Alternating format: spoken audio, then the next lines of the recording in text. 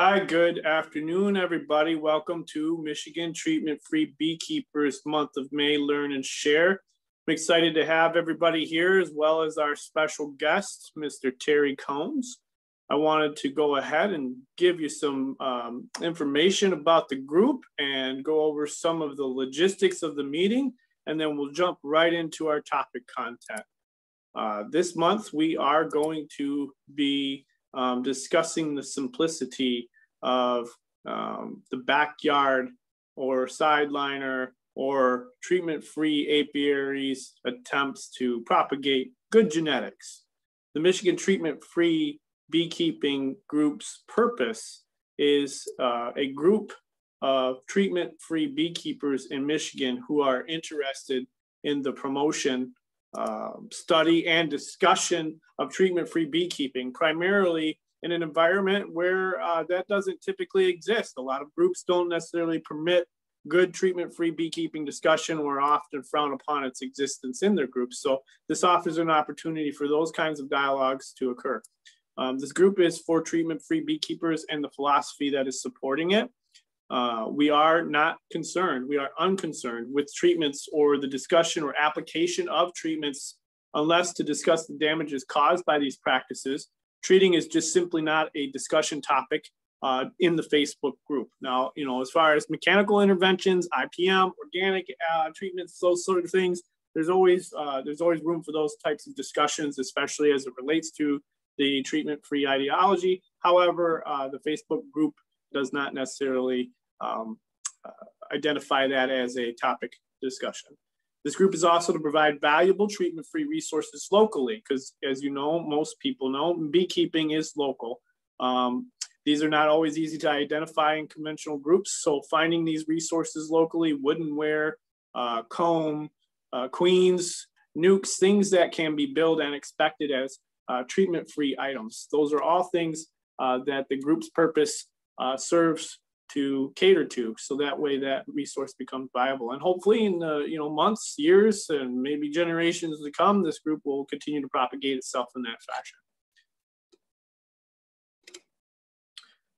I want to remind everybody of upcoming events. We don't necessarily have a date pinned down yet, and that's mostly related to me and my availability, but Dr. John Keefus has agreed to have a Q&A session to discuss topics related to the sustainability and essential breeding for resistance in a hobbyist queen breeding program, as well as other topics related to his operations and some of the successes that he has had commercially, which is a really good testament to the legitimacy of treatment-free beekeeping and its ability to exist on larger scales, much more larger than just your typical backyard beekeeping operation. Today, Terry will present his content in sections. At the close of each topic session, a small amount of time will be allotted for questions and answers. Terry will prompt the group, and the group can respond with questions that we can curate from moderators and administrators in the chat. If there are any problems with that, we'll address that as we go. If there are questions that are too large to tackle during the interludes between the topics, then we can obviously curate those for at the end of the meeting as well. Don't be shy, there's no dumb questions. Obviously, if it's something that can be easily answered by one of the administrators, we'll try to tackle that as well. Michigan Treatment-Free Beekeeping presentations will be recorded, and they are going to be available on the group Facebook page at a later date.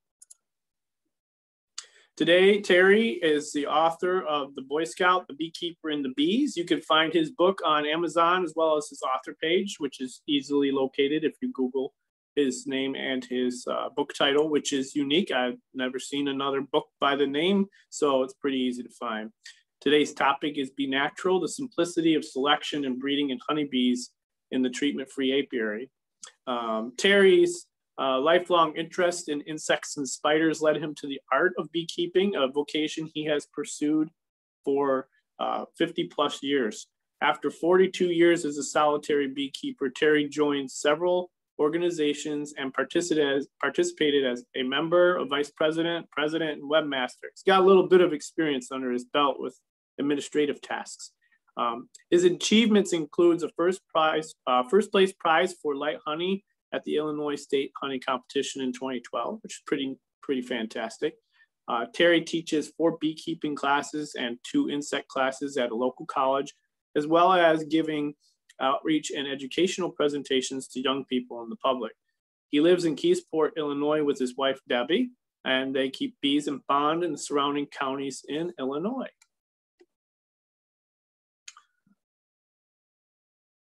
I will send the microphone and unmute Mr. Terry here, and he can begin with his presentation.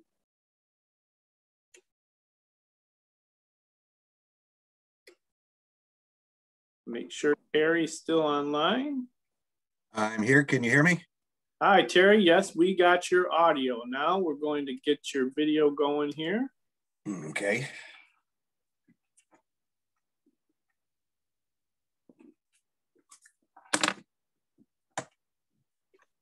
There I am. And here you are. Welcome, Terry. Thanks so much for joining us. We're very grateful that you're here to share your experience with us. It's always beneficial to have somebody who's been doing it for quite a long time to talk about their successes and accomplishments and maybe even some of their trials and tribulations. So again, thank you so very much. And we're eager to listen and we're eager to hear from you. So at your leisure, please go ahead. Okay, well, I thank you, James, for giving me this opportunity. And I want to welcome everybody who's taking part in this. You've kind of wiped out part of the opening I had about history. I started out basically with spiders, ants, wasps, and moved on to beekeeping at a later date. I do have a couple encounters with bees at a young age. Neither of them led to success because I had no idea what I was doing. I tried capturing bees off the clover in the backyard in a jar, hoping they'd build comb and do something. And of course, that never happened. And then I talked my dad into trying to get a colony out of a tree in the middle of winter. And about all that did was anger the bees. And I kind of put beekeeping to the back burner until reaching the age of 12. I was in the Boy Scouts. Back then they had a merit badge. They discontinued it in 95. Unfortunately, my efforts and others at trying to bring it back have not gotten anywhere. I don't think they're going to. It's very sad because the education that I got from that merit badge and the luck I had in finding the mentor I had, both have led to me being as successful as I am. I do wish the Boy Scout merit badge back, or at least I would people would copy the requirements and how they went about getting beekeepers trained. You had to pass a bunch of requirements before you were awarded the merit badge. And my mentor took it one step further. He would not release a hive to me until I'd completed all the requirements. And he was quite a stickler. He wasn't going to let me off the hook on any of them. One of the requirements was produce a crop of honey. And Edgar, my mentor, was very much into the old basswood comb honey sections. So that's what I had to do from start to finish, was create the super, put it on the hive, and then process it when done. And he was one of those beekeepers that coated all those sections in wax, so they had to all be scraped off. I found it kind of a long, involved process, but the reward, the honey, was really something. And like I say, he made sure that I fulfilled that and all the rest of the requirements. Unfortunately, nowadays, I don't see beekeepers getting the education that they should be getting.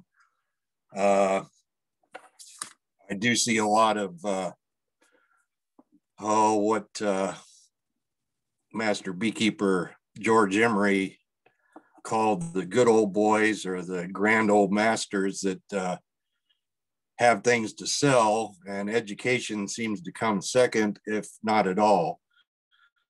I recently got the master's certification from the University of Montana, And the research topic that we undertook was the education of beekeepers. We sent out a survey, and not to my surprise, the results are that the majority of people going to associations to get their education get handed bees before they've ever even been in a beehive. Some of them never get any in-hive training, and boy, in my mind, does that sure cut you short on your education. So education has actually become the next thing that I'm getting involved in. I'm actually in the process of writing a letter to the Bee Journal in response to a letter they recently had. So that's a little background. Moving on, I've seen what I'd call the good, the bad, and the ugly with beekeeping. When I started in '66, it was still the tail end of kind of the golden age of beekeeping. My mentor pointed out to me back then that really all you had to worry about was American foul brood and wax moths. And actually, some of your biggest problems were what to do with all the honey these colonies produced and how to control their reproductive instincts. Beekeeping was a lot different back then. And then as we marched forward in time, here came chalk brood, tracheal, and varroa mites, small hive beetles, CCD, phorid flies, you name it. It's been one thing after another, and it's gotten downright ugly. One thing that I've not really mentioned in a lot of these articles, I did start in the late 80s and early to mid 90s with chemical control myself. And I know you don't said in your opening, you don't talk much about it. Chemical control is valid if used properly. The problem is the beekeeping world has a long involved history of using these chemicals improperly. First off, beekeepers don't identify if there's really a need to treat. It's like they see one varroa mite and they run to the medicine cabinet. There are thresholds for treatment and when it should be engaged in.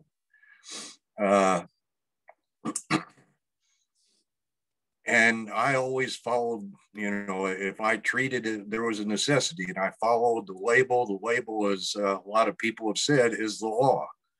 But here again, in the past, beekeepers have, if an ounce is good, we'll put on 2 ounces. It's kind of like gardeners and fertilizer sometimes.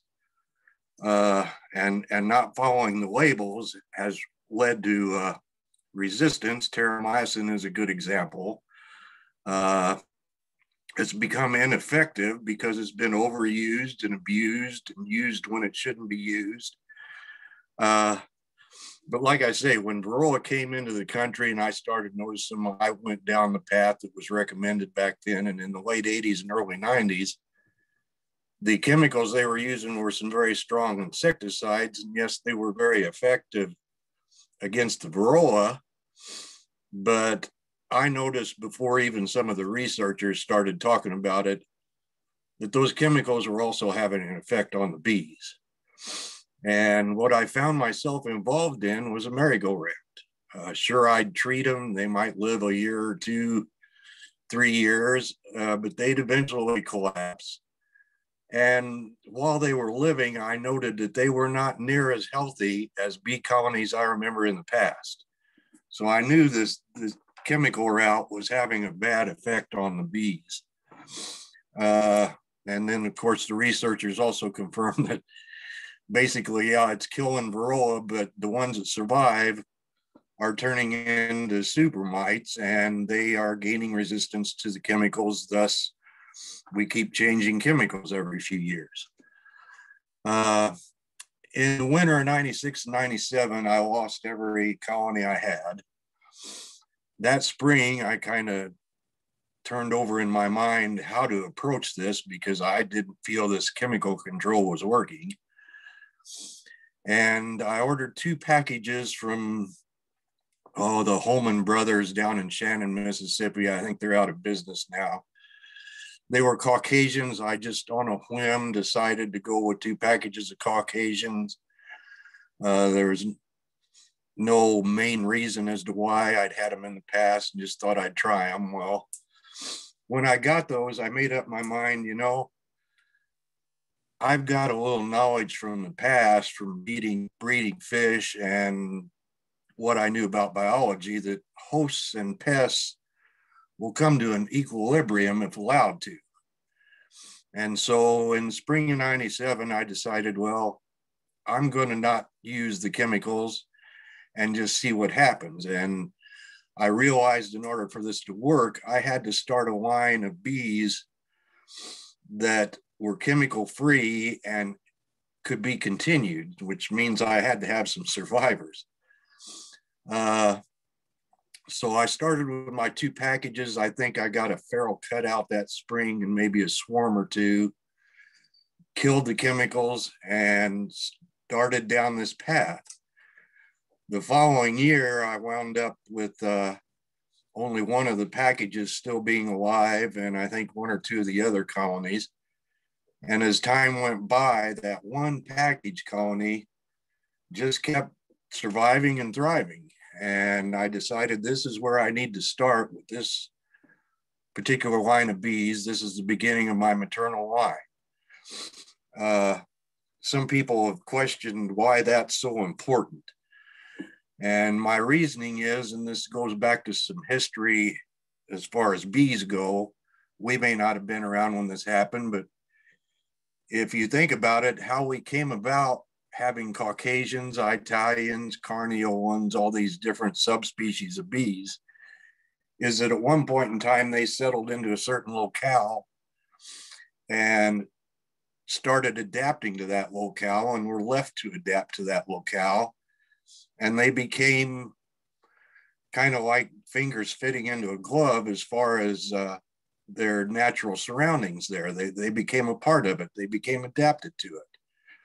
And in order to get this adaptation, you have to have a line going year after year that can keep evolving and adapting and come to what you want it to come to. And in my mind, this is also what bees want to come to. They want to come to this equilibrium with varroa. Right now, the biggest obstacle in their way is we human beings, because we keep throwing things at them like chemicals that counteract their desire to come to this equilibrium with this pest.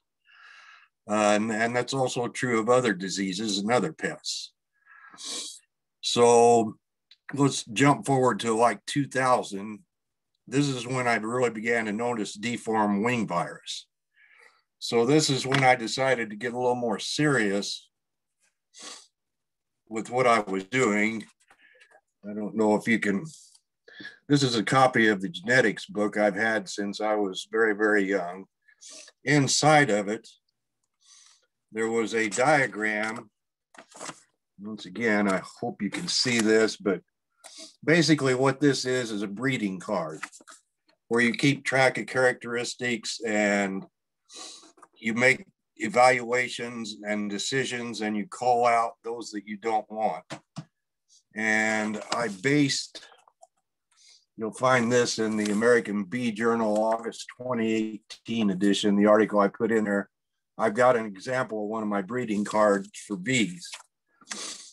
The reason I took it up to this level was, like I say, the deformed wing virus and the emphasis they were putting on viruses in connection with varroa took it to a new level where I wanted to really do all I could to ensure that I was headed in the right direction. Now, James wants me to talk more about a simple procedure to do this, which I'm going to get around to, but let me recommend to any of you who consider raising queens or nukes or packaged bees for sale that you actually do something like this and do keep track of your bee characteristics, mite loads, things like that, so that you can show over time that you are headed into the right direction. Probably the main identifying factor is a lessening load of varroa and the removal of the signs of deformed wing virus. When you see those two things happen, you know you're headed in the right direction.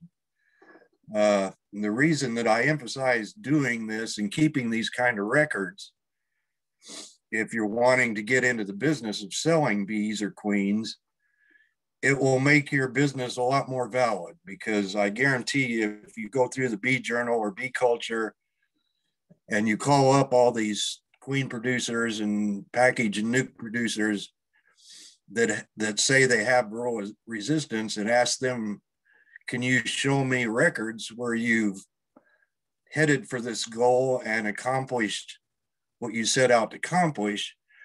I have a real sneaky suspicion that the vast majority of them don't have any such records. And then we also have the local queen salesmen who buy a resistant breeder from either somebody in a lab or somebody that has been in business at this for a while, that says they have resistance or says they have hygienic behavior, mite biting and grooming abilities. And these local queen producers just make daughters off that breeder, and they do absolutely nothing to ensure that those traits are there. So if you want to up this to where it's a lot more valid in case you want to take it a business direction, I think this is the way to go. The record keeping, the careful selection, evaluation, calling, in order to get you where you need to be, and to provide you with the records that if somebody does ask you, you know, prove this to me, you have them. If anybody's interested in going that far and wants to talk about it further, my email address is combs, COMBSTR @yahoo.com. And I can provide you with a lot more information on that and hopefully direct you down that road. In my mind, and James had brought this up, bees are not pets. And I actually had an exchange with Jerry Hayes in the Bee Journal for a few issues about that. He wanted to say that we need to treat bees as pets.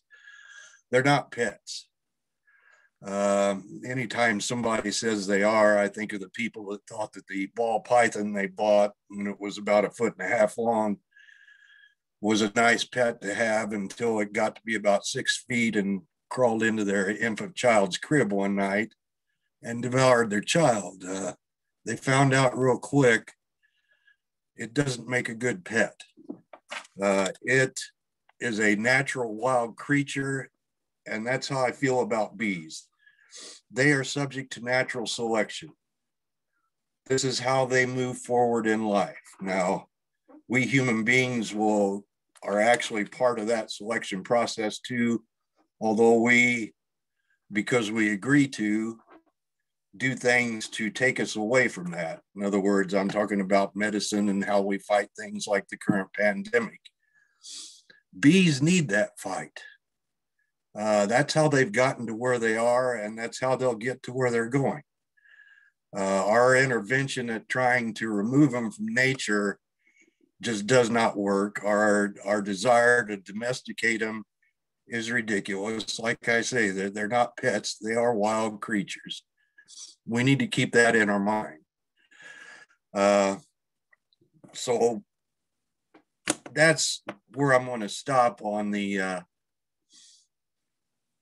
really involved selection and breeding. If anybody has any questions about it, now's the time. And like I say, if you want to talk further, you can send me an email to combstr@yahoo.com, and I can go into greater detail. So if anybody has any questions about that kind of program, go ahead and ask them right now. And if not, I'll move on to the more simpler approach. Thanks, Terry. So if you guys had heard, Terry had mentioned that there was reference to some of the cards and things that he had included with some of his American Bee Journal articles. The links to Terry's articles are embedded in the Facebook event listing, so you can click those links to get to those particular references. I do believe that if you're not a subscriber, they don't come up in the PDF versions or references to the article, but if you are, you should be able to access those. When you click the links, it'll tell you what journal and what volume they're in. If you have a question, please feel free to click the raise hand option in the Zoom meeting, and we can highlight you and offer you the microphone or offer you an option to type it in the chat. If nobody has any other questions at this point, we'll go ahead and allow Terry to continue. If you don't get it in time before he starts to continue, just feel free to put it in the chat. Thanks, Terry. I have a quick question. Okay. I'm a new beekeeper this year, and I was wondering how many hives I should start with if I'm wanting to go down the path of treatment-free survivor bees. I know you said you started with the and a couple of cutouts and maybe a swarm or two. Yes, that's one of the questions that always seems to come up in beekeeping, how many to start with. I started with just one when I originally started. For doing something like this, the more the better.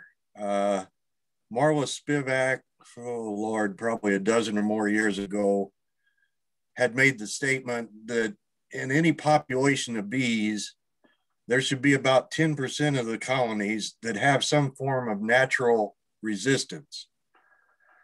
Those are the colonies you need to identify. Now, here's the thing about identifying them.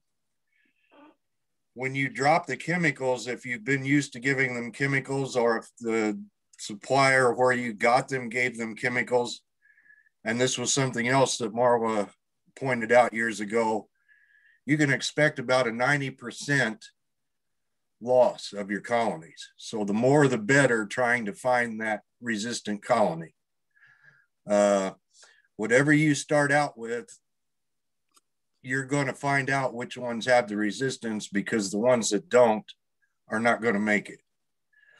And if they're in such sad shape that they have to be treated, you might as well get rid of them, because you don't want them in your breeding program. Does that kind of answer your question? Yes, the more the merrier. Thank you. Yes. Yeah, that's exactly right. You know, beekeeping in general, whether you're treating or not treating, you're going to sustain losses.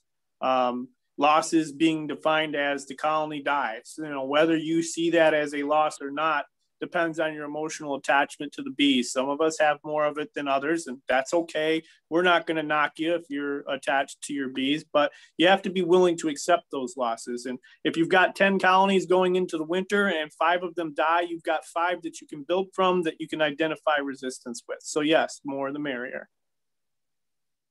Yep. Good. Go ahead, James.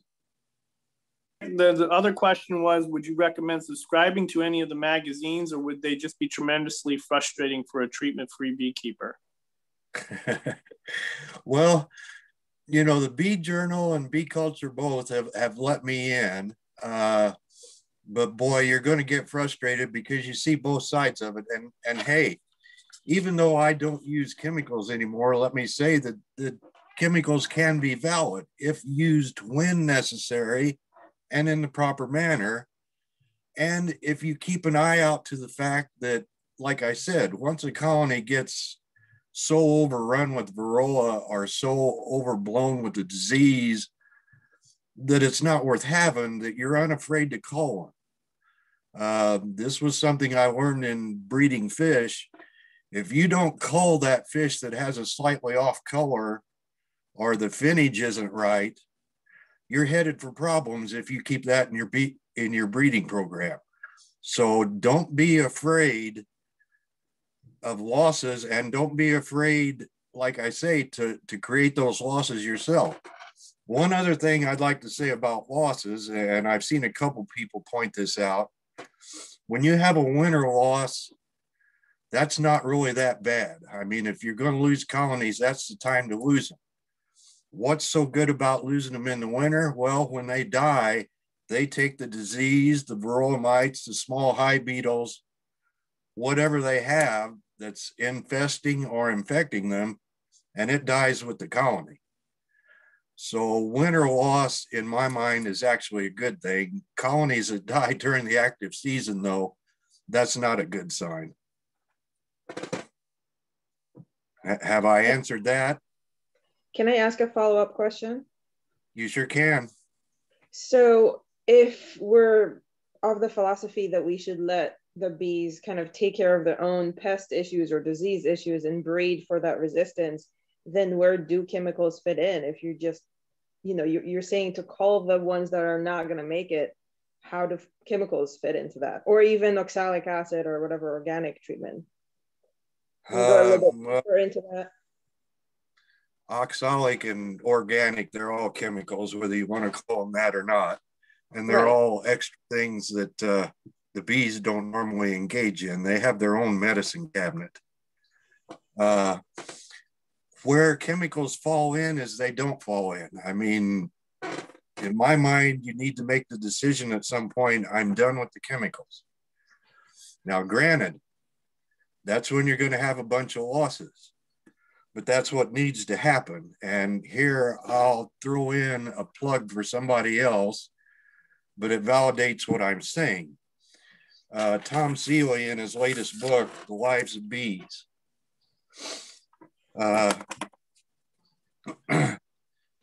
he and the University of Montana, let me say it this way, the University of Montana has a natural beekeeping course they just started, taught by Professor Scott Debnam, and it's based on Seeley's book.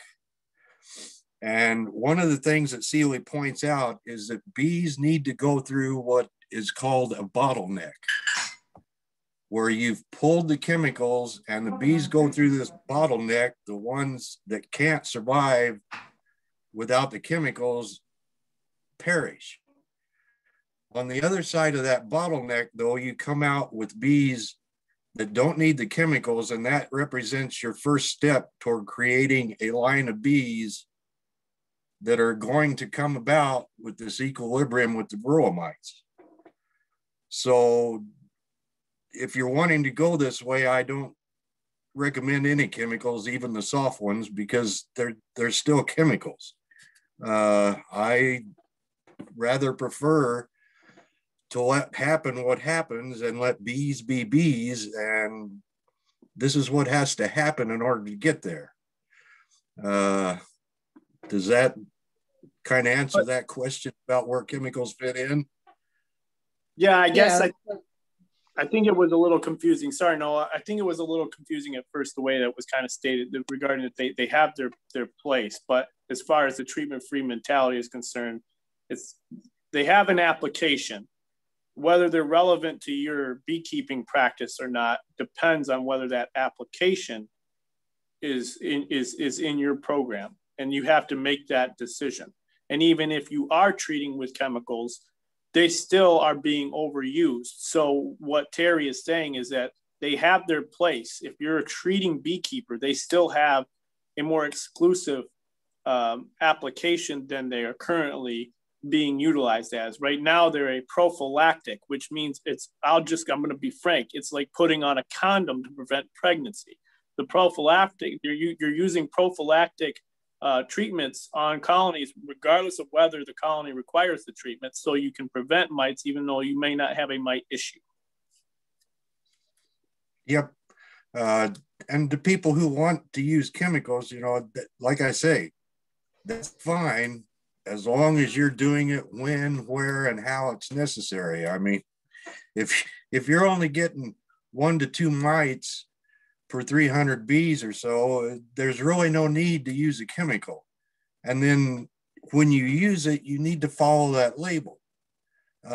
It's always kind of seems strange to me that we human beings, we don't go around popping penicillin pills all the time to prevent us coming down with some malady. We know when and how to use them. But when it comes to bees, we seem to throw that kind of logic out the window. So responsible chemical use is a path. And here's something that I'll throw out there. At some point, the beekeeping world has to realize that both of these paths work, but you've got to be responsible with both of them. Now, are we ever going to come to a point where chemicals are completely out of beekeeping? I doubt it. There's too many people just firmly entrenched with that. The commercial beekeeping industry, it's more or less their backbone with a lot of them. And how you're going to get them to break it, I don't know.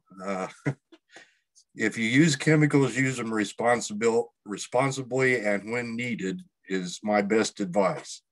I myself, though, think that it would serve beekeeping, bees, and beekeepers far better if we could get away from that. It'd also save you a lot of money. Hey, I've not spent 1 red cent on chemicals in 25 years.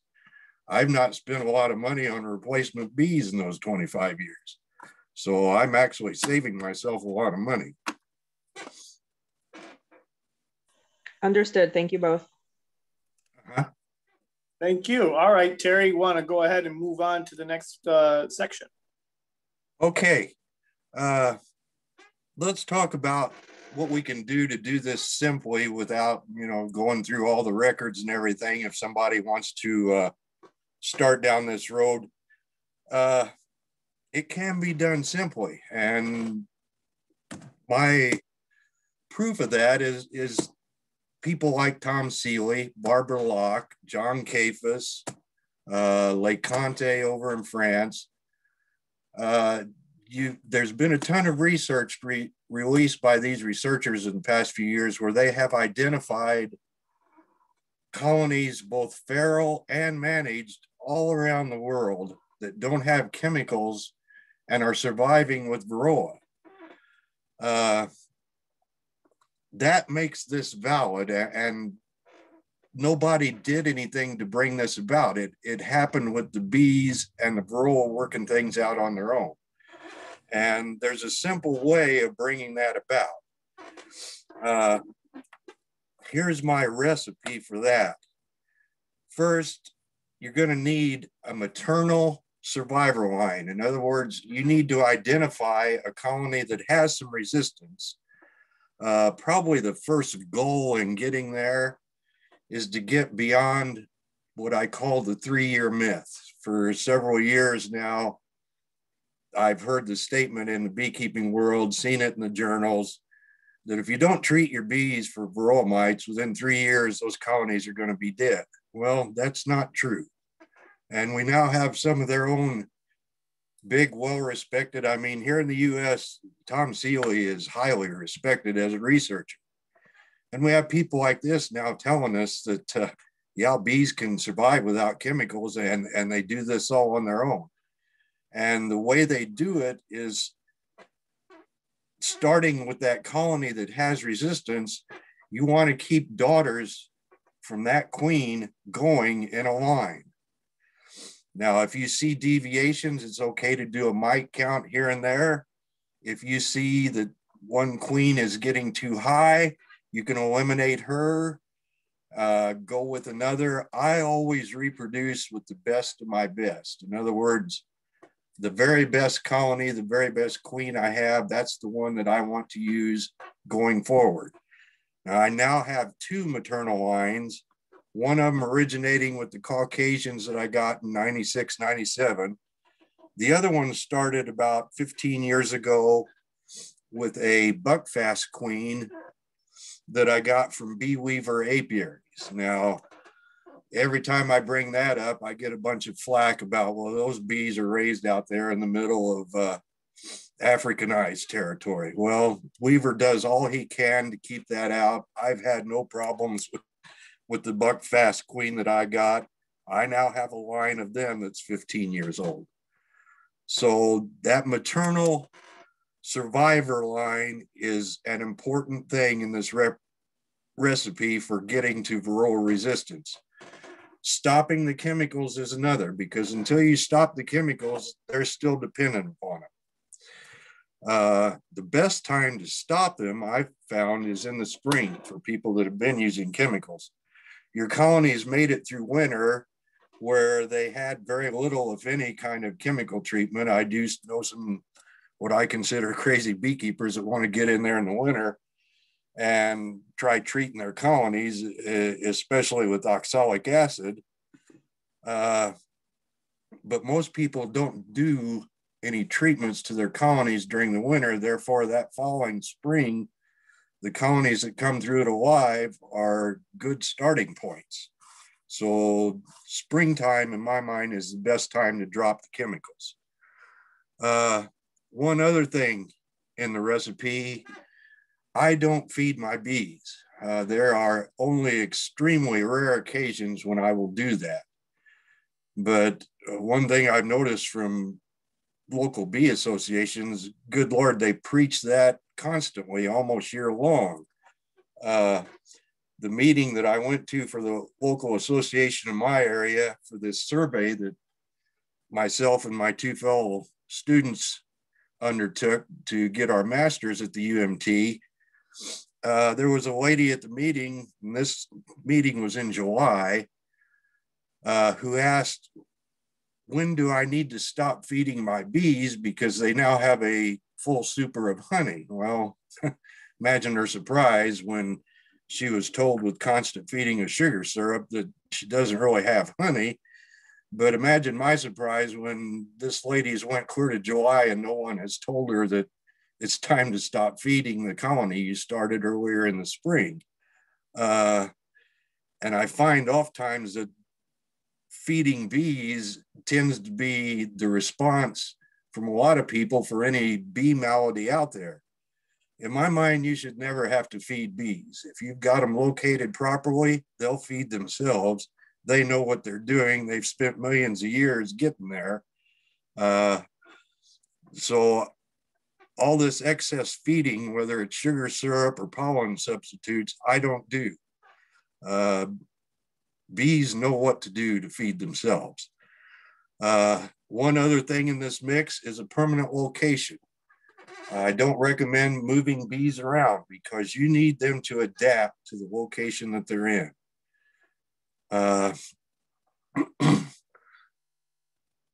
When you site your bees, that's the time to make sure that they're able to feed themselves by providing them a site where there's year-long forage. And especially if you're wanting to produce any kind of a honey crop, you need at least one good solid nectar flow during that time. Another thing in this mix for this recipe is smaller colonies. And this is something Seeley identified out in the wild. Bee colonies do not occupy the space of 3 deep hive bodies. But I see a lot of beekeepers that do that. They want to see how many boxes of brood they can get. And then later in the year, when their queen fails, they wonder why she's laid up a couple, 3 years worth of eggs there in 1 year because they provided all this brood space. You don't need that many bees. In fact, I found colonies that have that much brood and that many bees become inefficient at a certain point because all the nectar that they're bringing in, sure, they may have a lot more foragers, but the nectar and pollen they're bringing in, it gets fed to the young bees, it gets fed to the adults, and not near as much of it goes into storage. So smaller colonies seems to be the way to go. My mentor used to make outrageous honey crops, and I think all he ever had was a deep box and maybe a medium or shallow on top for brood. He never went 2 deeps, 3 deeps, anything like that. Smaller colonies are what you need.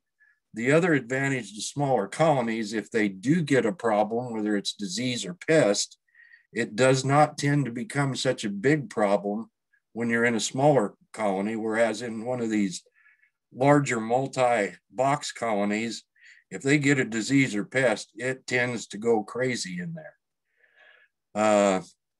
You also want to site your bees where there's a good water source. Try and site them away from agricultural chemicals. In addition to the in-hive chemicals that beekeepers put in, they don't need the ag chemicals either.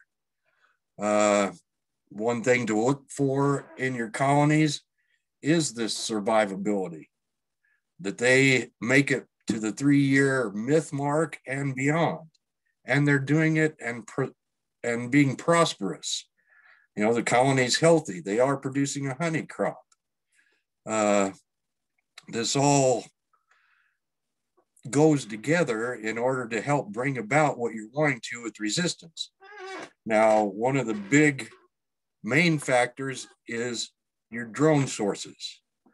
When I was breeding tropical fish, you concentrate on brother, sister, mother, son, father, daughter type crossings. You're heavily inbreeding these fish in order to fix the traits you want. That doesn't work with bees. Inbreeding brings about a loss of fertility and a loss of brood. So you need to consider your drone sources very carefully. You want them within about a 1 to 3 mile radius of where your colonies are. And what I recommend are the feral bees in your area. Most areas, despite the fact that several years ago when colony collapse first came through, the big thought was, well, it wiped out the feral population. No, it didn't.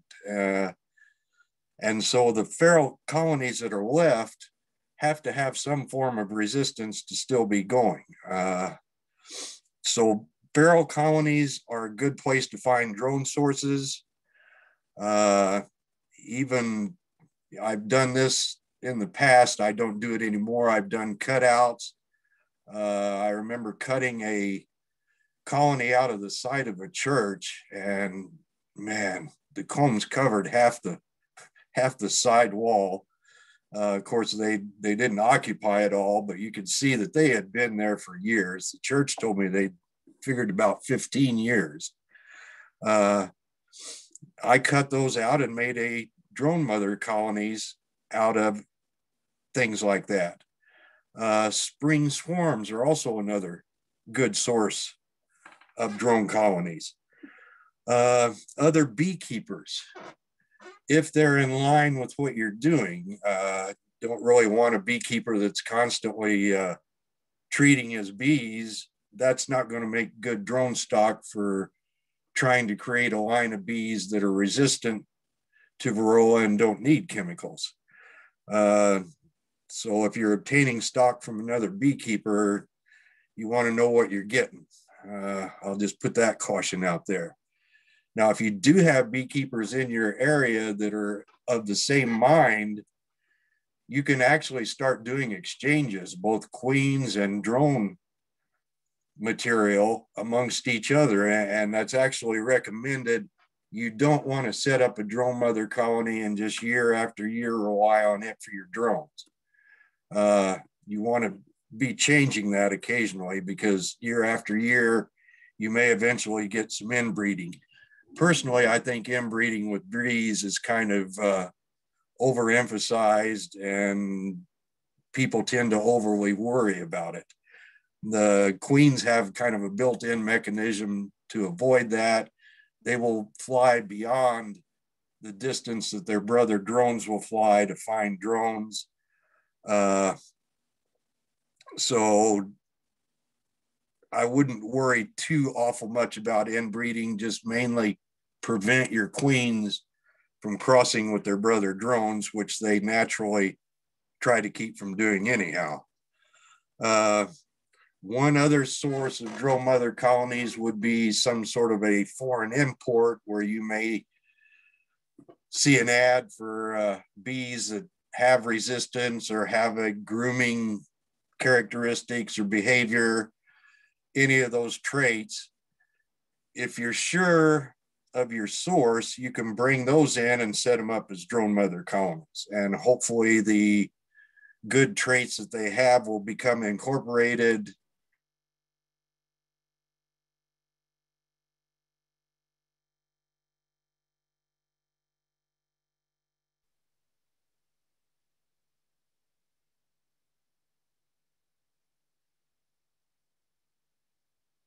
I think that we might have lost audio. We're checking right now. Just hold on, everybody.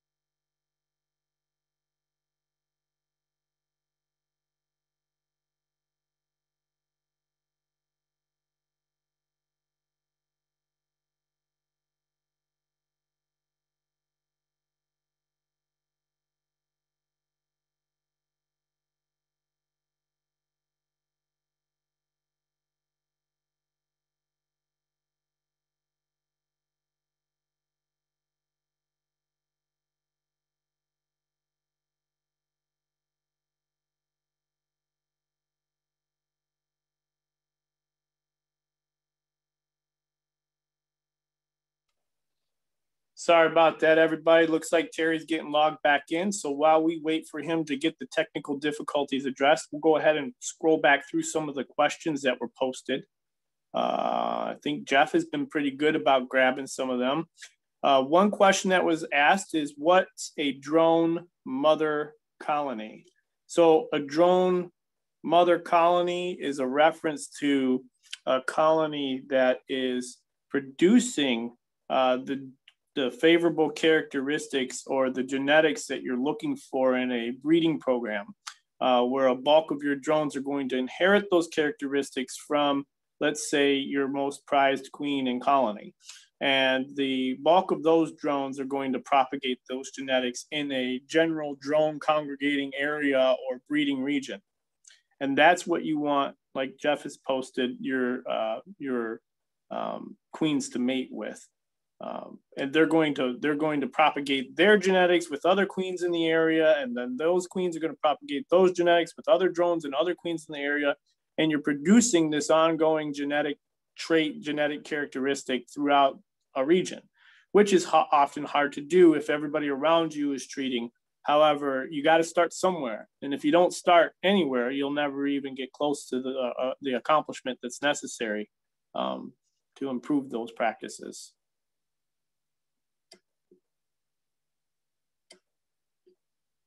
Also, if you have to take a potty break, now would be a good time.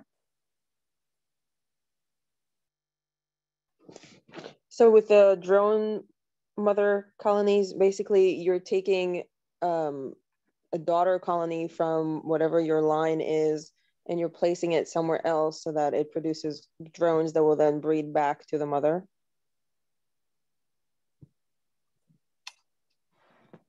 Hey, this is Jeff. That's kind of what you don't want to do. So if you want the queen, get them from a different source. Yeah, you want to get that from a different source. So you want a queen. You want your drones from a different queen, because that's the inbreeding. So if you take what you would do is, if you had a really good, let's say you had queens that were really gentle, and that's on the male side, you would take those colonies and put them around your apiary up to 2 miles. Let's say people that you can knock on doors. You could set up some different colonies around you, and then you would bring in a queen, not of that genetics, and you would take queen cells off of her, and those queens would go and mate with those drones. So you don't want to, you want to take, this is where it kind of, as smaller beekeepers, if we can take and use other beekeepers as resources where we can work together instead of being our own little island.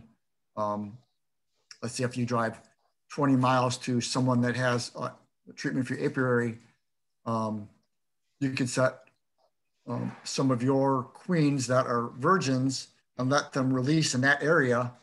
It's not a guarantee that you're going to get those genetics from the person that you know, but you're not going to be inbreeding, and you're going to be increasing your genetic diversity. And the same thing with them.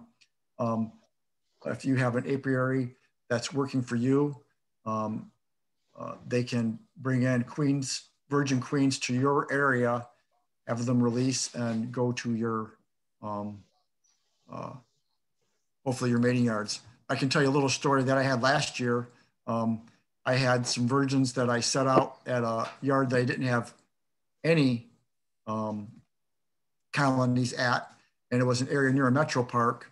And I set virgins out there to mate, and they mated. This was the mid-July, and they probably had 3 or 4 frames of bees, deeps, and the bees did wonderful. They were very gentle.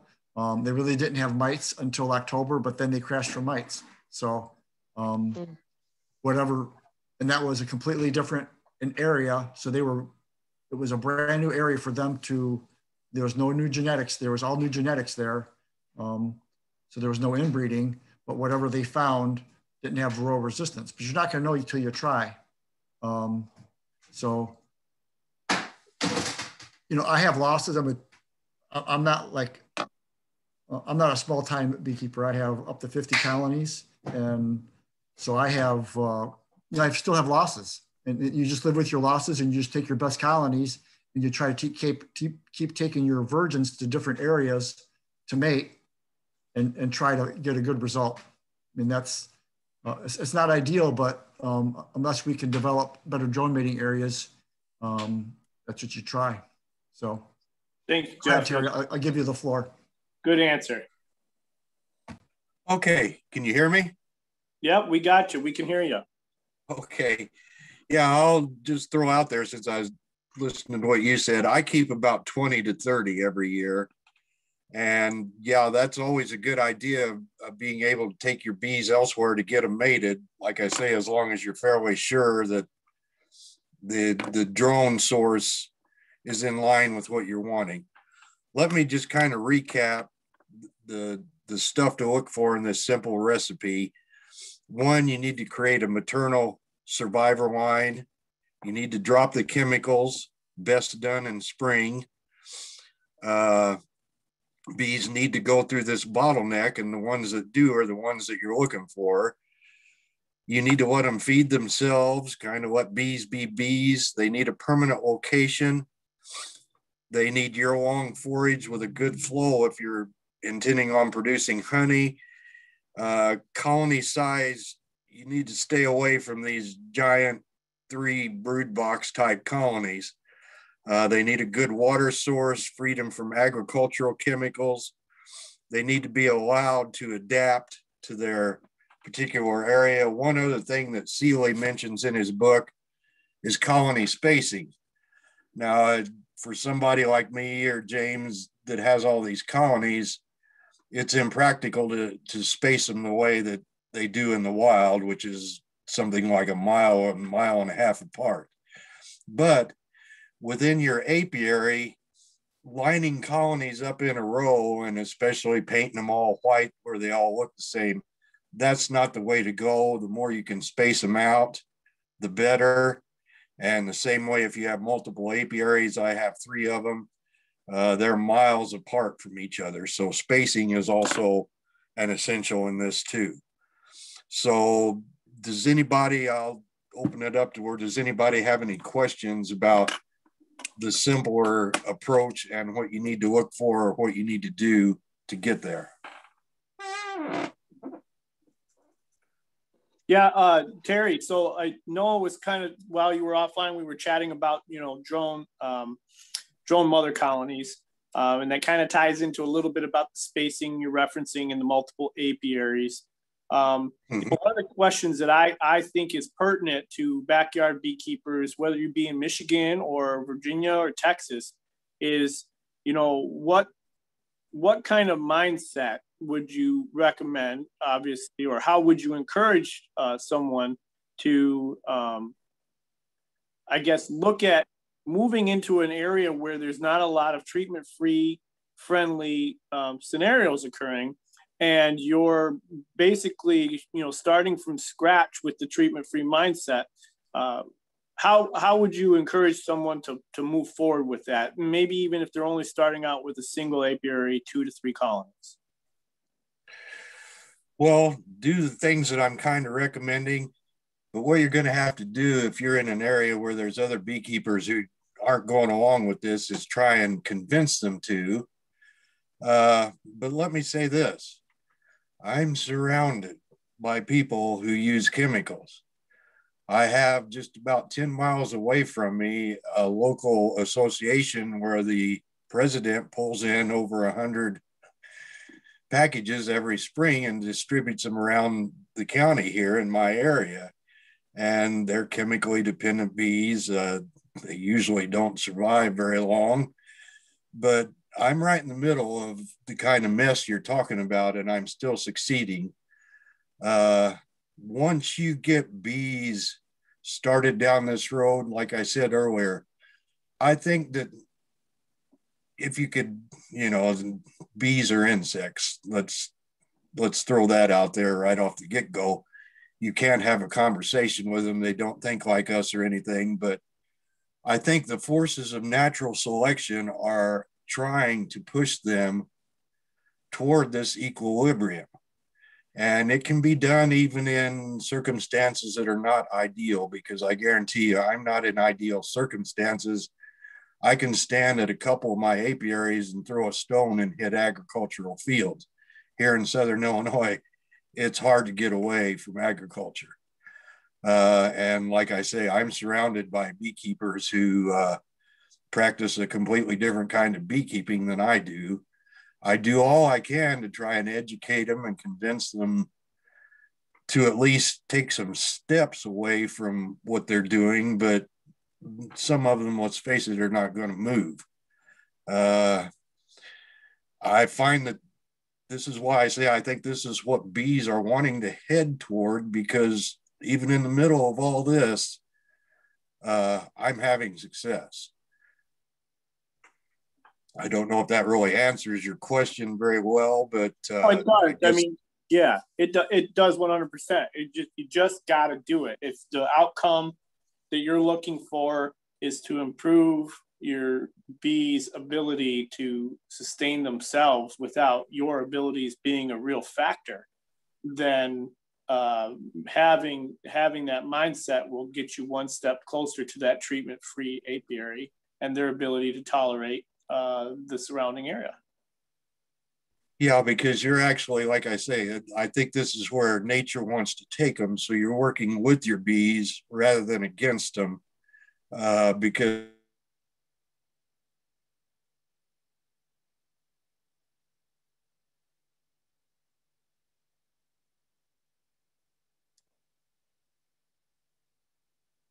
I think we lost the audio again. See if we can get him to do a call in here and just get him on the phone line.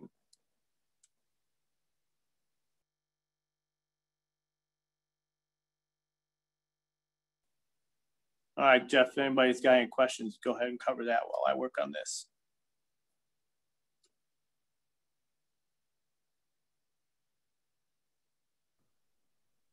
So Olivia has a question. When do you harvest honey from a breeding stock? So that depends on your area, the type of hive that you have, how big the hive is. So I guess it varies. I guess in Michigan, anywhere from 70 to 140 pounds of honey should be enough to get you through winter.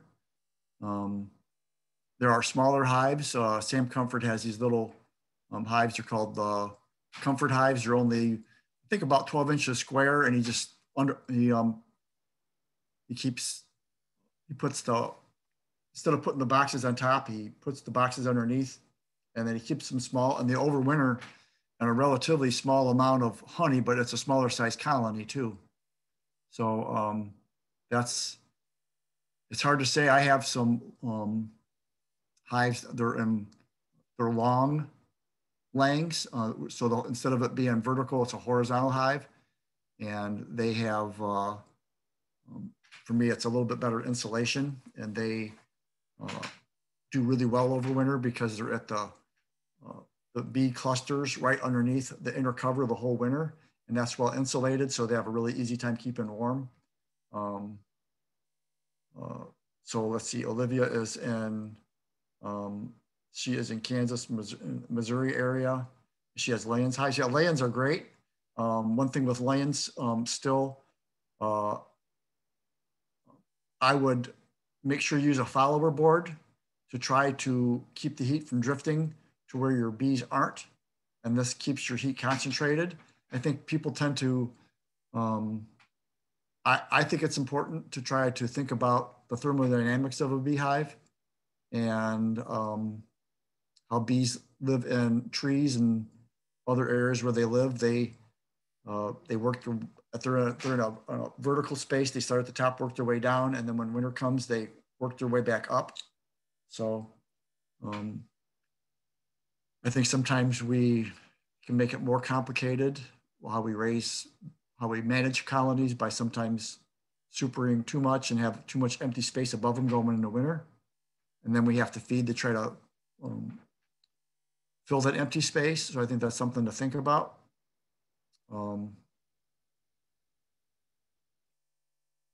The other thing to think about too is having extra queens available.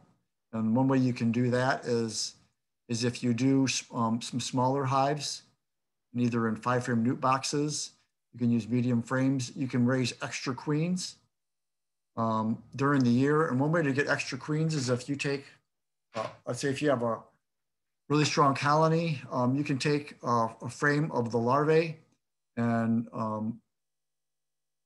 you can take that and put it into a queenless hive, or you can make that, you can pull the queen out of that hive and they can make queen cells. Then you take those queen cells, you cut them out and you put it into a smaller hive, the queen will go get mated and then you'll have extra queens available for if you have hives that are failing due to varroa. So that's another thing you can do. Terry was talking about treating bees, but one way you can do it, let's say if you have in August, if you notice that your bees are failing and they have a really high mite count, instead of treating, if you had a virgin queen or a mated queen available, you could put that mated queen in that hive, get rid of the queen that's in there. It will struggle for a while, but once she's released, starts laying, there'll be a brood break with that cycle, and you can take and save that colony that way instead of with a treatment. All right, Jeff, thanks. Terry has joined us back via audio. We're going to try to continue with the audio without the video so we can save him some bandwidth, since he's also out in the boonies, as we would say here in Metro Detroit area. And Terry's going to go ahead and continue with this next section. Thanks, Jeff. Okay, can you hear me? Yep, we got you. Okay. Were there any more questions about, how to start this simple recipe of the things that I'd outlined there?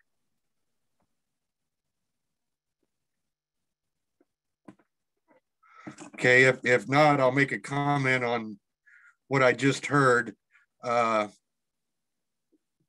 If you do have a colony that has a high mite load, like was just suggested, you can introduce a new queen. It's not always necessary to kill the whole colony. If they're not to the point of almost collapse, you can put in a new queen with better genetics to cure your problems.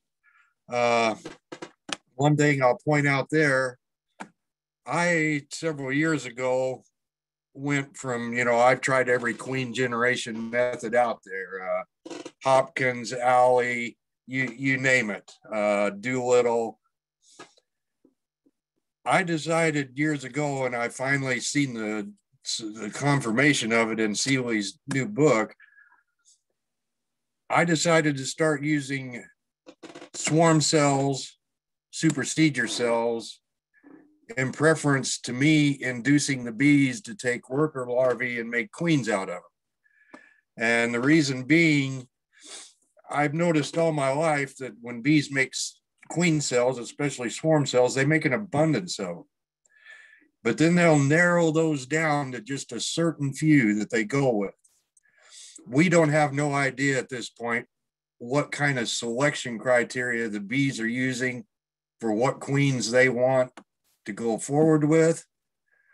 But I'm perfectly willing to put that decision into the bees' hands. I think they know best.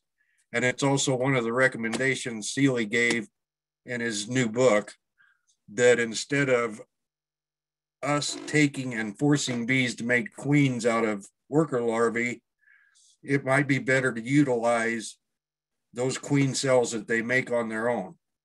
So I kind of leave that decision up to the bees. Lots of times if I move a frame out to start a new colony or a nucleus, I'll leave a couple, 3 cells on that frame and let them decide which one they want to utilize. If you leave more than that, you may not quell the swarming instinct, but I leave the decision to what queen carries them forward to the bees, and that seems to be working out rather well. I just wanted to throw that in there. If there's no other questions about the simple recipe and the things that I laid out there, I'll move on to another topic here. But I want to make sure I've got all the questions answered for this.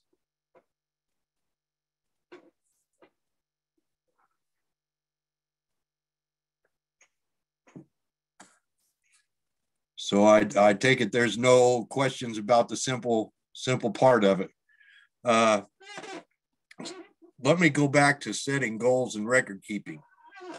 One thing that I always tell beekeepers to do when they start, whether it's just starting beekeeping or starting with a program such as this, heading for resistance, you need to set some kind of goal in your mind of where you want to go. Now, what my goal for my bees and James's goal for his bees, they may not be completely similar. I like to produce varietal honey. Some people don't even care about honey production and keeping bees. They just do it to have bees in the local environment for the benefit of their garden, the locale. The goals are going to be somewhat different. However, you do want to have the goal of you want to get to resistance and freedom from chemicals and bees that can thrive and adapt in your area. So when you go to setting goals, feel free to tailor them to your own specific wants or needs. I mean, in addition to being resistant to varroa mites, you may want honey production as a goal. So that might be something that when you're doing your selection, you figure honey production into it. If you go to the Bee Journal article and look at the breeding sheet that I had, you'll notice that I usually rate characteristics on a 1 to 5 scale, with 1 being the lowest, 5 being the highest. And what I'll do is I'll sit down at the end of the year and I'll add the scores of each individual colony up. The one with the highest score obviously is one of the ones that you want to consider. Here's, hello. You'll have to excuse me for a moment. I got another phone call I'm on. Okay, all right. Okay, can you hear me? Yep, we got you. We can hear you. Okay, and no questions further on the recipe or anything? Doesn't look like we've got anything posted in the chat. I think everybody's good so far. Okay. Well, does anybody have any questions about the goals and record keeping? Like I say, goals may vary from beekeeper to beekeeper when you get down to fine details like honey production or defense or things like that. If you've got any questions about that, give us the top 3 characteristics you would select when you're going into winter and then coming out of winter with a survivor colony, or things that you would, top 3 things you would want to identify on a colony you're going to select to breed from. Okay, going into winter, and let me say this, I believe in the old beekeeping adage, take your losses in the fall and make your increase in the spring. So I do a lot of decision making in the fall. One thing that I look at is mite levels. Secondly is any disease problems.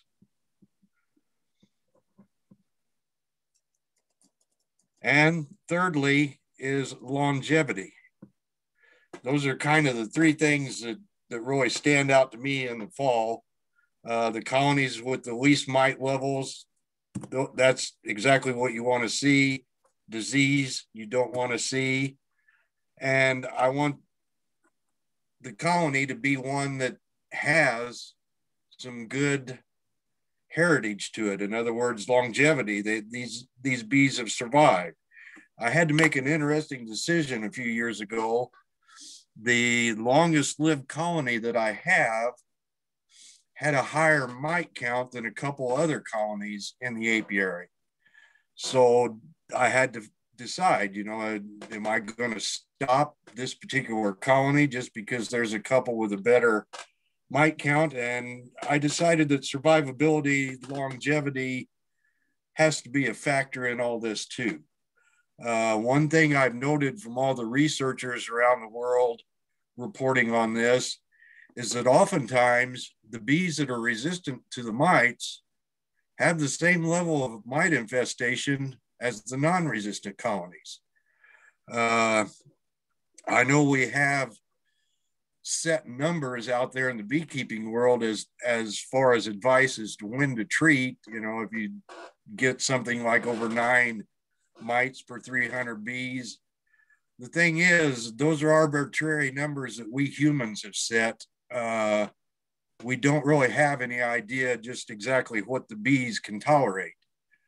So I made the decision to go ahead and keep that long-lived colony, and I'm glad I did, because it now consistently ranks at the top as far as having the least mite loads. So those are just some of the things that I would look at in the fall. Probably a fourth thing I would add is that these bees were able to produce enough honey for themselves to have food stores throughout the winter to next spring.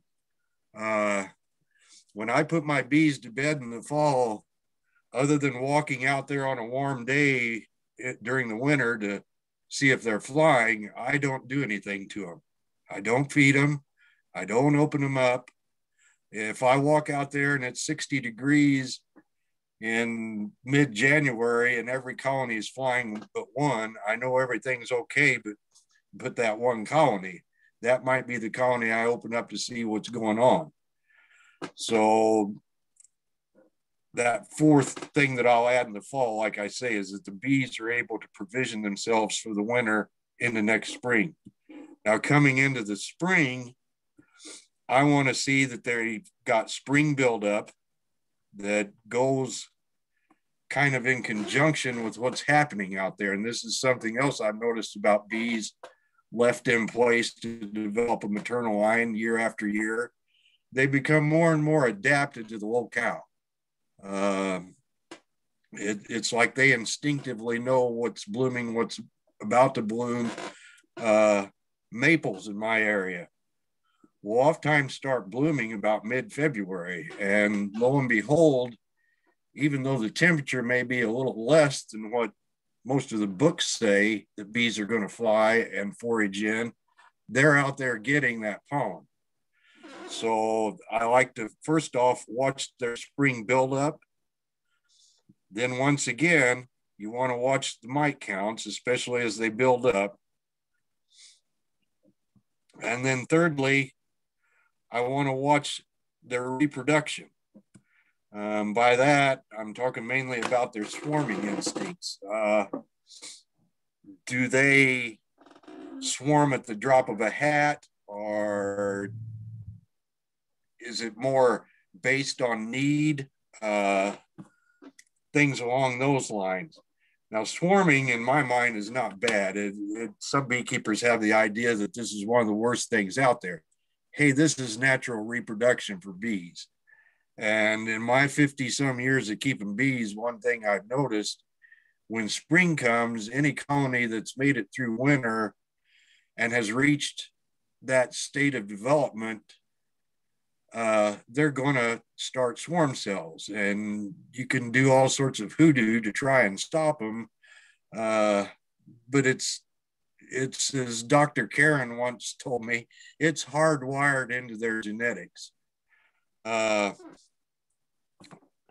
The thing that I would avoid, though, is colonies that want to cast multiple swarms. That has a little bit to do with management, but I think there's also a genetic factor to it too. Colonies that want to issue forth multiple swarms, they get a low ranking in my book. So those are kind of the things I would look for both in the fall when putting them to bed and then the following spring. The other thing too, in the fall, I'm taking those first year queens that I just started that year and giving them their evaluation. If there are some that don't make it, that's, like I say, that's the time to remove them. Take your losses then, or get rid of that which is not headed the way you want it to. Then the following spring, I start colony level evaluations of that particular queen. Their honey production, their foraging, spring buildup, all that kind of stuff in the spring. And then is when I make a definite decision. Is this a queen that I want to go forward with? Or is this a queen that I just simply want to use to produce honey? Or is this a queen that I need to get rid of? So hopefully that answers your questions there on the spring and the fall and some of the decisions I'm making. I'd take any questions anybody'd have on that too. Say, Terry, this is Jeff. Yes. I think a lot of times for me, swarms happen due to improper management in the spring. The queen doesn't really have access to lay her larvae in a big enough area, and she feels cramped. And, you know, sometimes the space that they need in the spring, that she needs to lay in the spring is diminished, and they need more space. And I think sometimes you can get too many swarms because of that. What is your thoughts on that? Oh yeah, that'll definitely bring it about. I mean, a lot of beekeepers think, well, I'll throw some honey supers on there. That's not going to stop swarming. It's usually brood nest congestion that helps bring it about. But again, it's a natural instinct hardwired into them. What I do to combat that is when I'm making nukes, I'll take a lot of excess brood out of those big colonies that I'm starting the nukes from, and keep supplementing the nukes with it. That means I'm also placing in either old drawn comb or else new foundation for them to draw to give the queen something to lay in the brood nest. Rather than do like a lot of beekeepers do, which once again is stack up 3 deep boxes and let the queen just lay wild. Yes, that may stop swarming, but that creates an unnaturally large colony.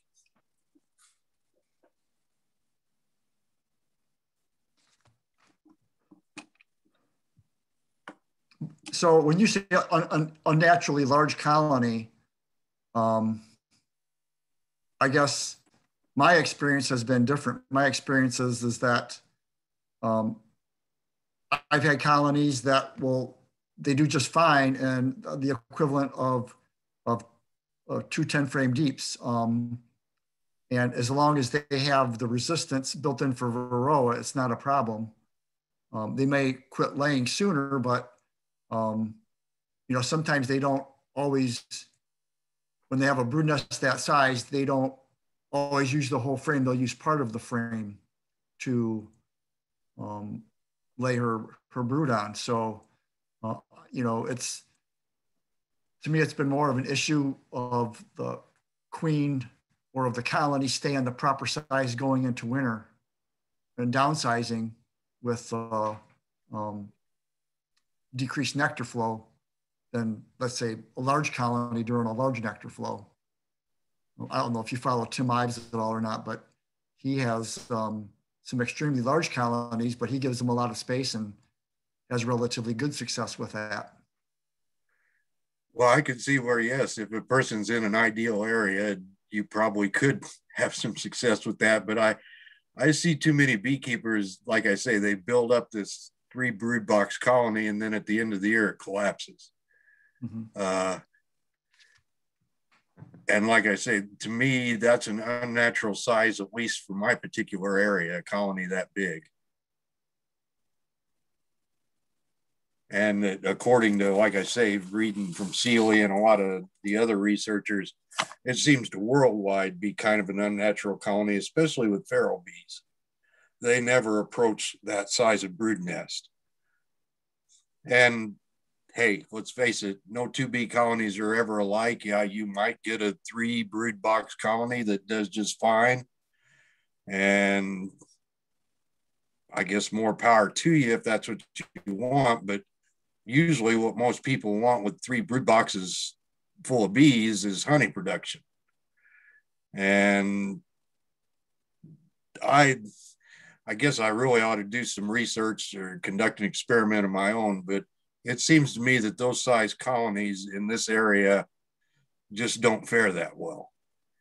And like I say, it's also, I mean, it's one of Tom's recommendations in his books that beekeepers need to downsize the size of their colonies to mimic more what bees do out in the wild on their own, which is not make that giant of a colony. Well, if they don't make that giant of a colony, aren't they going to build swarm cells because she's going to feel cramped then? Boy, that may have an influence in it, but here again, it goes back to what I've seen for 50 years. And the best example I can give is to actually switch to one of their hymenopteran relatives, and that's ants. There's a variety of ants in our area that has several castes besides just queen and worker. They're intermediate, major workers, soldiers. Those ant colonies never engage in rearing reproductives, queens and drones, until all the pieces are in place. In other words, they have not only the queen and the minor workers, but they have all the specialists in place too. Usually a bee colony that started in the spring, coming into the next spring, has reached that stage of development in a bee colony where it's just like Dr. Karen said, it's hardwired into their system that they're going to swarm. The bigger and better question in my mind is, how do we deal with that? And like I say, here in the past few years, I've switched more and more to taking that swarming instinct and making it into my increase. That's how I deal with it. How you're going to stop a colony with 3 brood boxes from making swarm cells is beyond me. Now, maybe this guy, if they don't do that, maybe he's got bees with some trait that I'm undecided as to whether that should really be propagated or not. Because I still, in my mind, and in a lot of other people's mind, that's an unnatural size for a bee colony. Mm-hmm. And boy, the things that I have noticed with colonies that big is when they get a problem, they get a big problem. I mean, if it's varroa mites, it usually takes the colony down, because think of all that brood that's available for the varroa mites to reproduce in.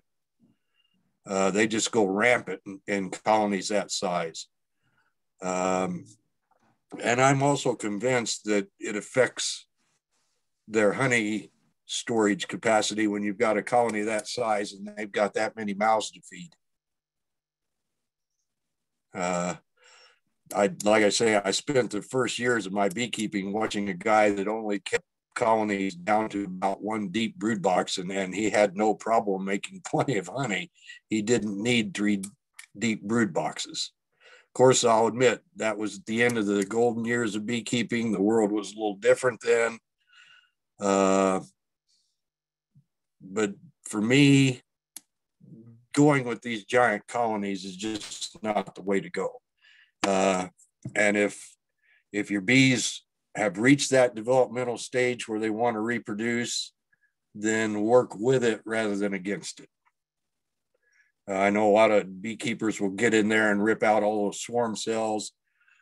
If there's still appropriate aged larvae, they'll make more. They rip them out. Well, the colony swarms, then they have nothing to generate a new queen, and there goes the colony.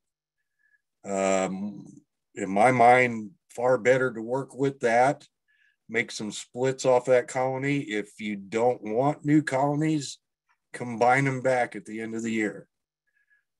That's, I have a lot of people say, hey, I only want 4 hives. How can I do what you're doing? Well, make a couple splits off each hive each spring. At the end of the year, take the best queens, save them, pinch the heads off the other ones, and combine those colonies back to the original form.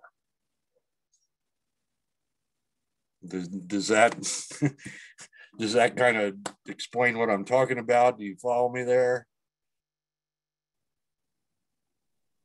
I do. I think a lot of it has to do with your genetics too. So I do agree with you. If you have a large colony and they don't have resistance to varroa, then it's going to crash big time. And then you have this huge colony with all the equipment that is not going to do well. But I have never managed brood nest. I've always left the brood nest to be whatever size it wanted to be. But I'm trying to get away from more vertical beekeeping for honey production to more horizontal because I don't have to. I'm 60. I don't want to lift boxes anymore. Because for reference, Tim Ives, the person I'm talking about, he has been keeping bees for 20 years or more than 20 years, and he found that a 3 deep brood box needed 7 mediums for the bees to fill. So they that's how much space they needed. So every size colony is going to be different on how much space they need to fill, and and that's a colony that overwintered, that done extremely well. But your area might be different because you have maybe a different dearth period. It's in a different area. Their seasons of flows are different. Where we get northern areas, we most of the time don't have a dearth, and the bees they don't have to worry about slowing down until fall. And that's the other thing too. Like you say, if you don't feed, you're going to learn to figure out which of your colonies will adjust to the flows of your season. It will also adjust to the flows at the end of the season so they can downsize correctly, instead of being a queen that wants to lay all the way into November, way more than she needs to, and then they use up all their stores and starve out. So yeah, you've hit the nail on the head with that. And yeah, no 2 bee colonies are ever the same. We do have usually in August, a dearth in this area. The other thing too, for me, I actually find myself in the same position you're in. I had emergency surgery for diverticulitis a little while back.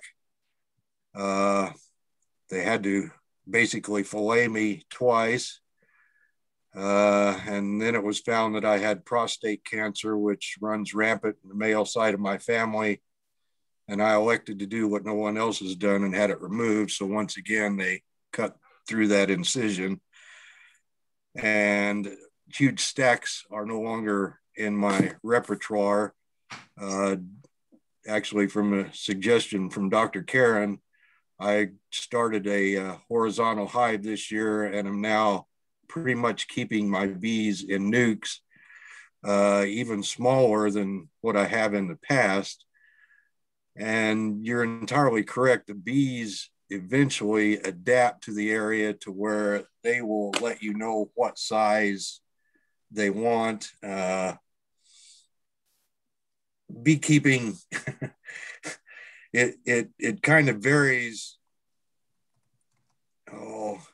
It varies for sure from locale to locale. And what I do here, somebody in Montana, it may be a little bit different how the beekeeping year goes for them. But yeah, for me, I don't see any need for 3 boxes worth of brood. The horizontal hive that I built has about the equivalent, I think, a couple frames less than a 2 deep hive. And that's where I'm concentrating the brood, is just there. And then everything above it will be for honey storage. But here's another thing too. I wouldn't want to have to deal with 7 supers on each one of my hives. I'm not a big producer of honey. I just like to produce a little varietal honey. I do sell it, but I'm not in big business, and I would not want to deal with that many supers, nor can I anymore. I don't think I can even lift a medium super at this point in time. That's why I'm experimenting with putting 5-frame deep nukes or shallow or medium boxes, nuke boxes on top of this this horizontal hive I've started, because I just can't deal with it anymore. It's, beekeeping, like the old statement, it's all local, and it depends on what you have in your local area, how you're going to approach it. But for me, I can't recommend these big giant colonies, and that's just me.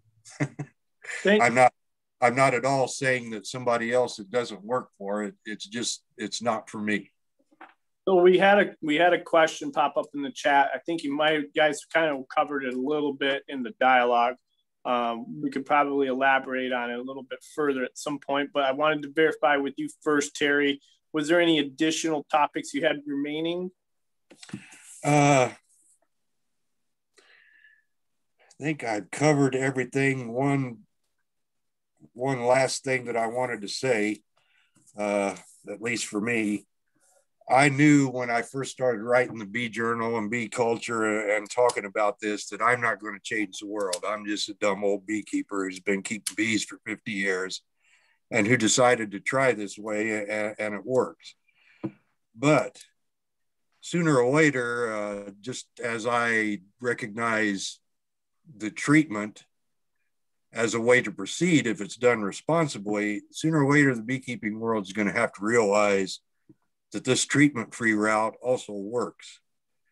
And thanks to a lot of our researchers, like I say, Seeley, LeConte, Kefis, Locke, and there's lots more all around the world, they're identifying that this is possible too. And these are the people that are really going to make the change. I think Tom Seeley's statement at Apomodia a year or two ago, where he said that, we've tried about everything, maybe we need to put beekeeping back into the hands of bees.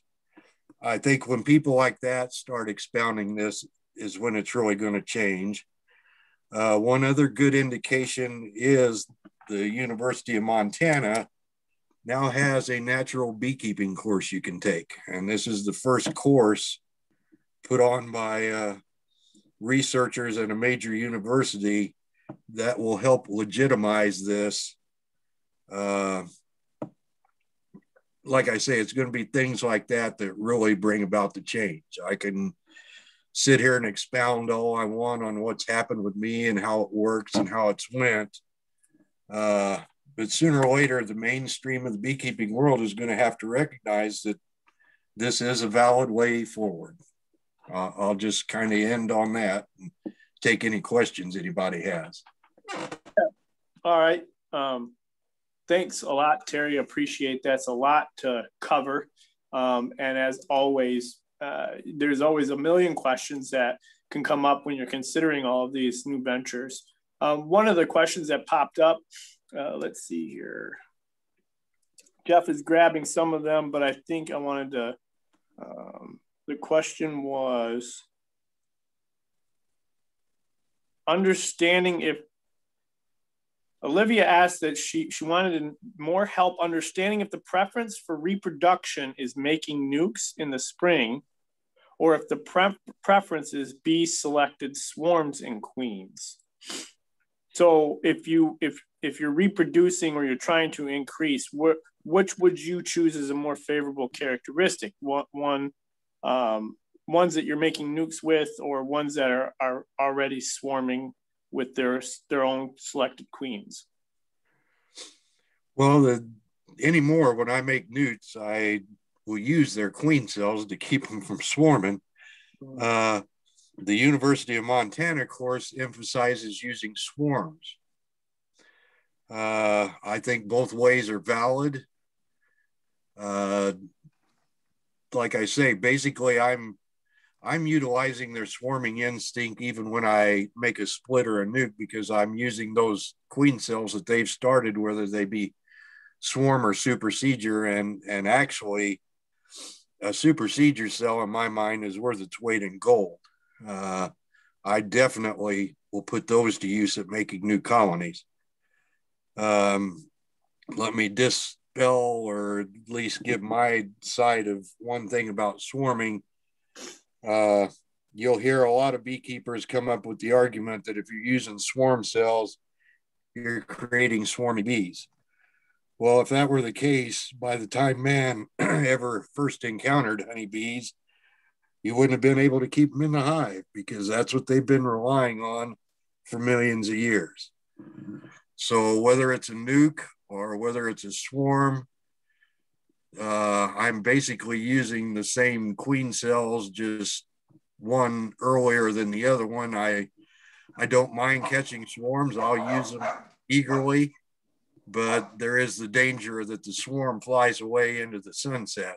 So nukes is much more controlled, but I've given up on all the man-made queen generation methods, the Owly, Doolittle, grafting, and all that. And I just take what they offer and put it to use. So it sounds like the key is identifying those supersedure cells and getting those out in the spring. Yes, and a real easy way to identify supersedure cells, they are usually in the center of the brood nest on the face of the comb and do not originate from a worker larva floated to the surface.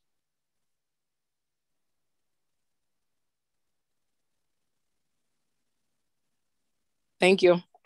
You're more than welcome. Another thing too, to increase your numbers in the spring, you know, you can just crowd your box. Let's say you have a 5-frame nuke. You can crowd that box until she makes queen cells. You remove that queen with a frame of bees, and you can take those queen cells out and split them with other frames. And you're going to take those queen cells, you can actually cut them out of the wax and put them with other frames in another hive with bees in them for them to keep warm. And what I like to do is, let's say you only have 2 or 3 frames. Instead of putting that 2 or 3 frames in a 5-frame nuke box, I'll take 2 or 3 frames and I'll use a follower board with a flat inner cover, and it helps concentrate the heat and maintain the warmth in the hive when you're making that new queen. So people have this this fear of raising queens, and once you start doing it, you can raise as many queens as you want. It's never a shortage. The ideal thing is to be able to take and only use 2 or 3 frames with a queen cell and use a follower board in a box so you have your heat concentrated. Some people will put 3 frames of bees in a 10-frame box and put 7 frames in that box, and all that heat drifts over into those 7 frames, and those bees have a much more difficult time keeping the larvae warm. They have a much more difficult time foraging because they're trying to generate heat to keep whatever brood and larvae is on that 2 frames that you have there, or 3 frames that you have there, instead of going out and foraging and getting new forage. So I think we need to think about, when we're making our spring colonies from our queen cells, is try to think about the thermodynamics of a hive, and the bees like to keep that brood, you know, they like to keep it greater than 90 degrees, which is quite a feat when you think the outside temperatures in the spring of the year. It dips down into 30s quite regularly. So thanks, that's good information, Jeff. So Terry, if you could in sum, you know, provide the high level, you know, delineation of your presentation today. Give us the Cliff Notes like version of your impetus toward moving toward a treatment-free apiary and getting off the chemical treadmill. Okay, well, if a person wants to do this, like I say, I think the best time to start it is in the spring of the year with a surviving colony that's made it through the winter. Stay away from the chemicals. Take any reproductive instincts that they have, whether it's swarming, queen cells, either make splits, catch the swarms, keep reproducing off that colony, make your judgments as to where they're headed. If you do mite counts, you want to see lower and lower levels of mites. However, bear in mind, the numbers for that in the beekeeping world are all arbitrary. We don't exactly know what bees can tolerate. When I read that bees are that are surviving without chemicals have about the same mite load as the ones that aren't, that tells me that there's more to it than just mite numbers. But start out in the spring, identify your best, propagate that, let bees be bees. Basically let them do their thing and work along with them instead of trying to make a slave force out of them. Like Jeff's just said, if I've got a bunch of queen cells now, each frame that has a queen cell, I'll use to start another nuke. I usually, in addition to that frame, like I say, and if it has a bunch of cells, I'll take it down to just 2 or 3. I'll put a frame of fully capped worker brood in there and a frame of food and shake some extra bees in there. That's how I get around having to, you know, he's right about using the division boards to keep them warm with using just one frame at a time. But I myself actually go ahead and try and start a nuke with a few frames. Like I say, one with the queen cells, one with fully capped brood, one with food, and then an extra frame or 2 for them to work on, because I do this in the spring. They'll usually draw those out, oftentimes fill them solid with honey if it's the right time of the year. And just keep evaluating your bees, propagate your best, and keep working forward. Excellent recommendations. And I want to go ahead, Terry. Don't be afraid to try this, because people like myself, and I'm not the only one out here. There are other beekeepers having this kind of success. It does work, so don't be afraid to try. Yep, and I think that's the biggest hurdle for a lot of people. You know, if you're venturing down the treatment-free beekeeping path, you're going to get a lot of resistance, not for your mites, but from other beekeepers. And finding individuals to help support you in your efforts is very difficult in a lot of ways, but there's a good majority of people out there that are keeping bees treatment-free, and you may not even know it because they just don't speak up, but they're out there. And that's one of the purposes of the Michigan Treatment-Free Beekeepers Group, and why we invited somebody like Terry to come in and share their experience with us. And there's lots of other beekeepers on the group that also can offer their insights and their experiences, both from their gains and from their losses. And if you make that decision, you know, stick to your game plan, right? You might get 10, 15, 20 different ideas from 10, 15, 20 different beekeepers, especially in the treatment-free world.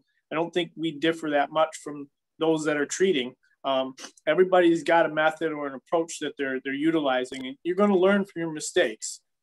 Sometimes you lose, sometimes you gain.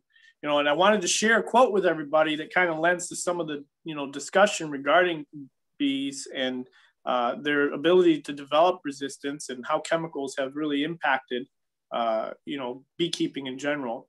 And this quote goes, "Insect resistance to a pesticide was first reported in 1947 for the housefly. It was in regards to DDT, which is an anti-malaria and other, you know, disease treatment for insects, and it's a synthetic compound. And since then, resistance to one or more pesticides has been reported in over 225 species of insects and other arthropods. The genetic variants required for resistance to the most diverse kinds of pesticides were apparently present in every one of the populations exposed to these man-made compounds." Now, this quotation comes from Scientific American in 1978. There have been many, many, many more species that have demonstrated this in and of itself in the first generation of exposure to a synthetic treatment. Now, if this is just one iteration of how insects can develop these inherited resistance characteristics, why couldn't they also inherit resistance to pathogens or parasites? And, you know, with regards to the varroa, it's obvious that varroa is a parasite. Killing its host doesn't make sense etymologically. It doesn't make sense that you would kill the thing that is supporting you and keeping you alive. What is happening is that the mites have control because the beekeepers are trying too much to control. And if we allow the bees to develop that tolerance, those genetics will play themselves out. They will play themselves out. You're exactly right, James. Actually, interesting little side note to that. There was a guy in California years ago, and I think it's talked about in either the Hive and the Honeybee or the ABC XYZ. There's a line of bees that he developed resistant to pesticides. So, and you're right, they can develop resistance to anything. Yep. And if you're watching and you're paying attention and you're breeding from those lines, whether you find that you're going to propagate from nukes, from swarm cells or supersedure cells, or you're finding good larvae and you're grafting, or you're doing the cell punch method, it's important that you got something coming from the lines that you're seeing that have preferable characteristics. And if you got a swarm that came out of a 5-year surviving colony, those are the kinds of genetics you want to chase after. And if they don't make it, they don't make it. But if they do make it, you're propagating a genetic line that's going to help you keep your bees, giving you more bees. I want to remind everybody of the link to the treatment-free group. The Michigan Treatment-Free Group is facebook.com groups MI Treatment-Free Beekeepers. Terry Combs' email, and he'll correct me if I'm wrong, is as he indicated earlier in the presentation. You've got it right there. Okay. And I also wanted to remind folks that, for those of us in Michigan, particularly in the more densely populated region, have exposure to lots of bee groups. There's northern, mid, lower Michigan groups. But we are working on crafting a sustainable Beekeepers Guild of Michigan for those of us that wish to have a similar group without the treatment. We're also discussing, and working on developing a program for queen breeding and nuke exchanges for treatment-free beekeepers. So stay tuned for that. And if anybody's willing to help or wants to, share their expertise or their particular gifts in that effort, we're always looking for some assistance. And also developing a treatment-free beekeeper mentor network, somebody you could tap into or maybe even assign to. And as Terry mentioned at the beginning of the presentation, harness that exposure to more experienced beekeepers, people that have done the work, that are in the trenches and handling the bees, and also an opportunity for you to get frame time so that you can learn how to handle your bees. It's easy to go pick up a package or get a nuke and then not know what is going on with your colony. And then next thing you know, the colony is behind it because of our interventions, not necessarily because they did anything wrong. It's good to have that frame time. And also, old school mentorship. You help your mentor out with their spring splitting, and sometimes you inherit a split in and of yourself. Another way to encourage your apiaries growth. And then obviously we're always open to future learn and share topic recommendations. Shoot those over to me in email or post them in the group if there's a topic or something you're more interested in learning about. I can be reached at info@mibswarmremoval.com. You could also reach out to Jeff Wesolowski in the Facebook group and myself, which, I go under the pseudonym of Seeking a Kingdom. You could reach me there as well. Terry, it's been awesome. Thank you so much. We're just really grateful that you've been able to share this information with you. We'll post up the links to some of the references that he made to his record keeping cards, and the recording for the presentation will also be made available and posted in the group if you're a member of the group. If you're not a member of the group, feel free to email me. Email is listed here on the presentation, and we'll get that out to you. Thanks again, Terry. You're welcome. Thanks for coming, everyone. Everybody have a great day. We'll talk to you soon. Good beekeeping. Bye-bye. Thanks, Terry. Appreciate it. You betcha.